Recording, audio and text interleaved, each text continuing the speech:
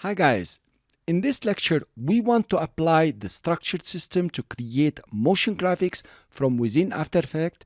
This is the system we have seen in the previous lecture, and I want you to follow along with me. I want you to try it yourself.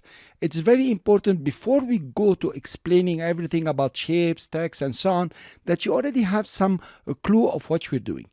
After that, we are going to use the same system to create a complicated animation that you will do in a very easy and simple way, and you will just start excelling in creating motion graphics within After Effects. Let's start. We said that to start a motion graphics project, you create your first composition. So I will click on Create Composition over here, and we have the composition name. Let's call it First Motion Graphic. Here you are. Then from the preset in basic, of course, you are going to choose 720 by 25. That's pretty good to make a good video. Leave everything the same, and let's put the duration to 5 seconds. This is writing 500 here. Let's go to the background color, and you can choose any good background color. For visibility, for recording, I will choose this color, which is OK. Then we click OK to create your first composition. So that is our first step. The second step is to use the tools to create your graphics. Now this is the toolbar. We have our selection tool over here, we have our shape tools here, and we have our text tool. We are going to use this to create our graphics. Come to the shape layer here. If you click and keep it pressed, or you long click, you see that you have choices of what shapes you can create in After Effects. And believe me, they are very powerful. Let's choose a rectangle tool. You come to your composition viewer here. Notice how the mouse pointer has changed to kind of cross. You click and drag, and you are creating your first shape. If you want a square, all you have to do is to press Shift, and now move the mouse up and down. Of course, you press Shift, but you don't release the mouse button until you have the right size that you want. I will put it this size. I'm happy with it. Cool. To create a new shape, it is important that you deselect, meaning you haven't selected a layer. To deselect, you press F2 and you have deselect. Notice this is selected. Press F2, everything is deselected. Let's go back to our shape tool, long click and use the ellipse tool. You come to your comp viewer and click and drag. If you want a perfect circle, you press Shift while keeping the mouse still pressed down. Then you can size it the way you want and make it a bit smaller. That will do. Now let's notice what happened in the timeline. When you drew the first rectangle, a shape layer has been created. And inside the shape layer, you can see you have a rectangle 1, which means you can have rectangle 2 and 3 and 4. And also another shape layer has been created for the circle. Cool, but shape layer 1 and shape layer 2, I will get confused. Let's rename them. To rename a layer, you select your layer, click on it, press Enter on the main keyboard, and write, for example, here, circle. Then you press Enter again to commit.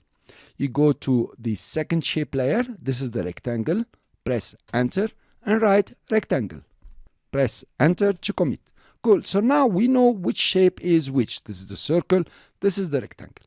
Fine. These colors are fine, but not so fine. Let's change them. To change the colors of a shape layer, first you select your shape layer and then make sure that you have selected the shape tool. You click on it, for example, and now you can come to the fill and the stroke and change their colors. For example, I will click on the fill color and make it a nice dark blue. If you like, you can do it any color you want. Of course, you can click on the color of the stroke and come and change the color of the stroke. I'll make it a bit, let's keep it white. Let's go now to the circle and change its colors. I will click on circle.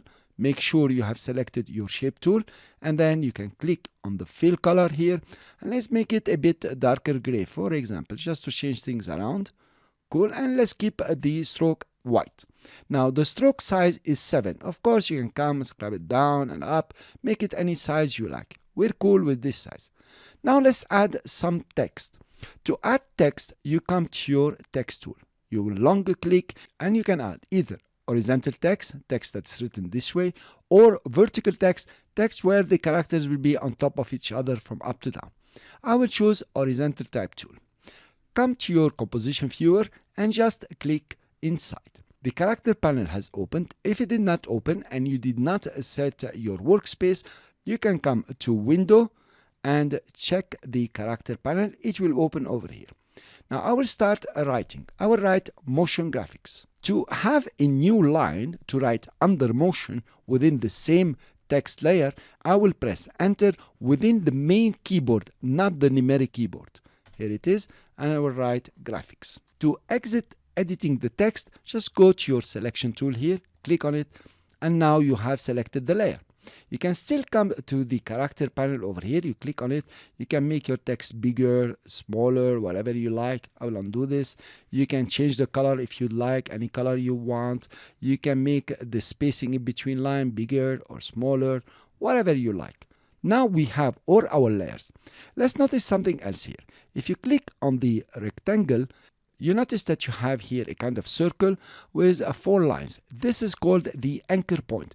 It's the center of the rotation, scale, and even of position. Now, it's not practical to have it in the middle of the whole composition. You want to put it in the middle of the rectangle. For this, you can click on it, start moving around, but the easiest way is to press Ctrl-Alt-Home. On the Mac, Command-Option-Home. Here we are. Now you notice the center or the anchor point has moved to the middle of the rectangle. Let's take the circle and do the same. I press Ctrl and Alt and Home. And for motion graphics, if you like, I will press Ctrl, Alt, and Home. Now, for motion graphics, you could come to paragraph. If you change the alignment, the anchor point also will move. For example, if I put it left, you notice that the text has moved, but actually it's the anchor point that has moved to the left side. I will put it in the center. Good. Now we want to center all our graphics in the middle of the composition. To do that, you select all your graphics by creating a lasso all around them. That's one way to do it. Or coming over to the layers and select all of them like we have done before. Let's go to the Align panel here, and then we want to align them to composition. If you don't have composition here, you might have selection. That's no problem. Choose composition. And then you align them in the middle. That is horizontal alignment, and then you can align them vertically, and here you are, you have them all in the middle of your composition. That's very fine. We set our graphics.